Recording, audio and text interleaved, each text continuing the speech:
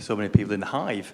My name is Paul Chatterton, as you know on the little leaflet. The reason I'm here is to tell you about this low-impact neighbourhood, which we've built in the unlikely place of Leeds. Now, it's an amazing story for me personally, but I think for the world and this kind of event, for a number of reasons, it's one of the first of its type in the world, and it's got lots of lessons about how we can take forward, how we can reinvent the practice of community building, right, in this era of austerity, and how we can take on the big challenges of the world. It's a little project with grand ambitions, and I want to use this as a kind of motivating prototype for people to engage differently in their places. Now, I'm a geographer by trade, so I work at Leeds University.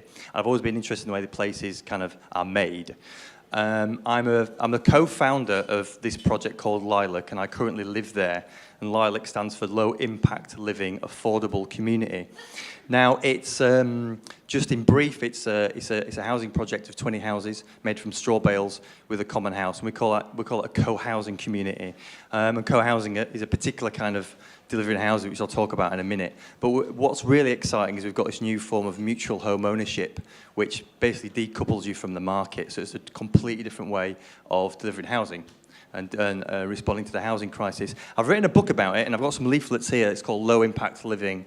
It's a book that came out of Routledge. You can if you want. Yeah, thanks. This is a hardback version of the book, but it's kind of like, it's in softback as well, so it's a kind of a, I wrote it as a kind of a field guide. I call it a field guide. It's a kind of a way that people can kind of think, well, okay, what can we learn from these people who did this over 6 years? So I want to kind of leave a little bit of time for questions, but in the next 5-10 minutes, I'll just talk a little bit about what we did and why.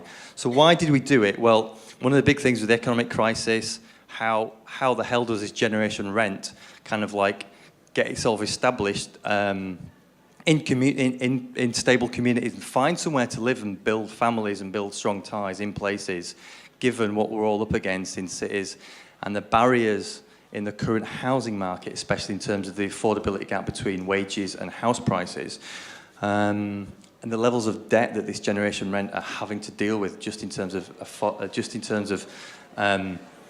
accessing a basic unit of life, housing and shelter. We were also motivated by the climate crisis. Certainly not enough being done in terms of the housing market, in terms of dealing with carbon reduction.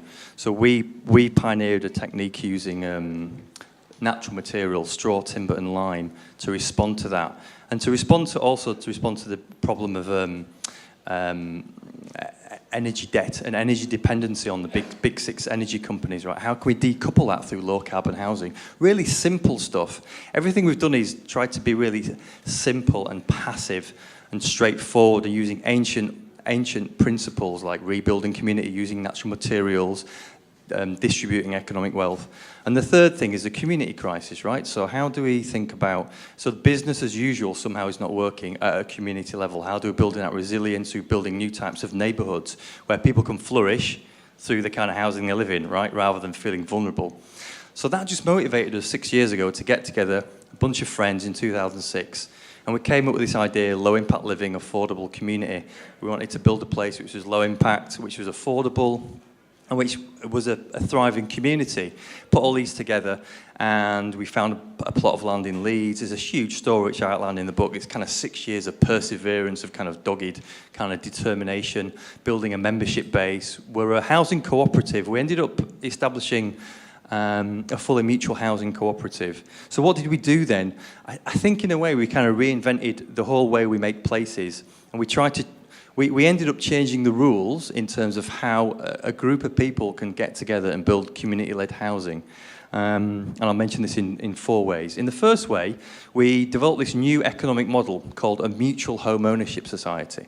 Now, it's intermediate housing, so it's not social rented. It's not housing for the poorest in society. That's still provided by social rental market, and it still needs to be done more so. So that's not a task we initially took on.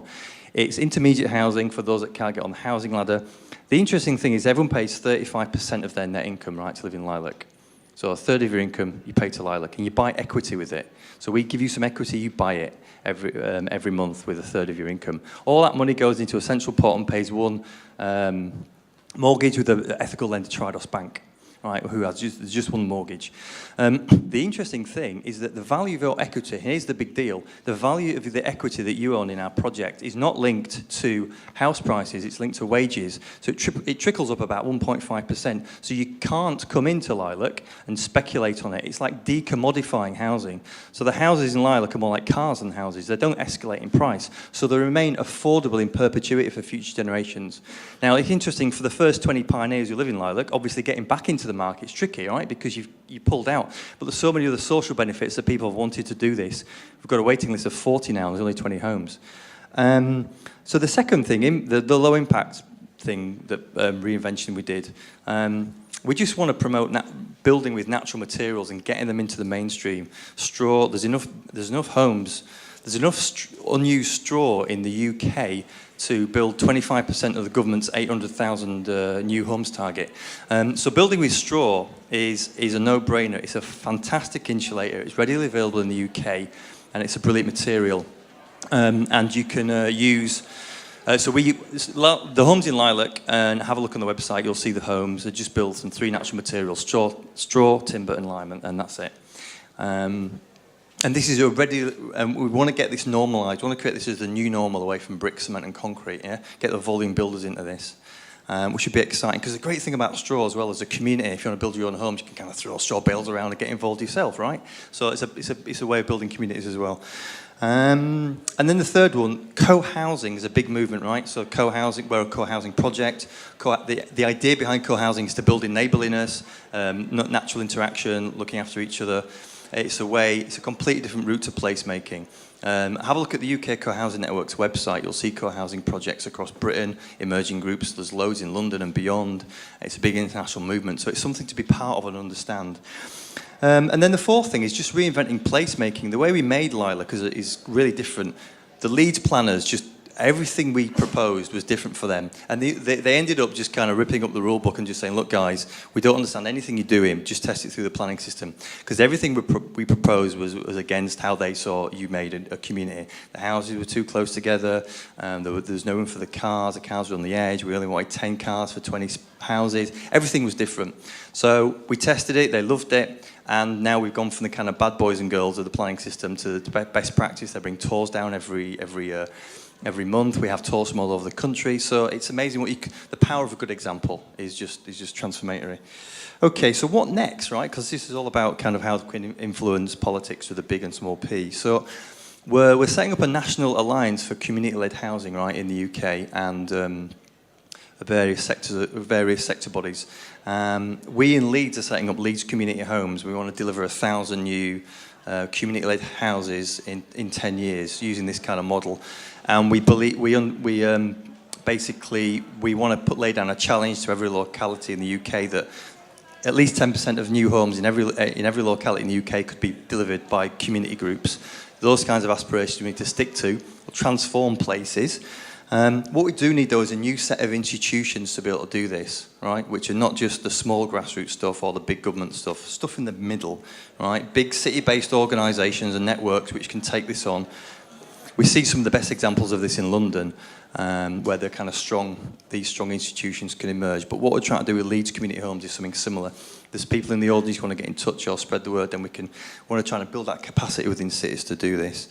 And we want to force the government into these new targets. You know, new governments that come in, lay down specific targets for community-led homes. You know, at least 10% of all new supply, retrofit or new build, or bringing empties back into use, need to be community-led, putting community facilities right at the heart of these new neighbourhoods.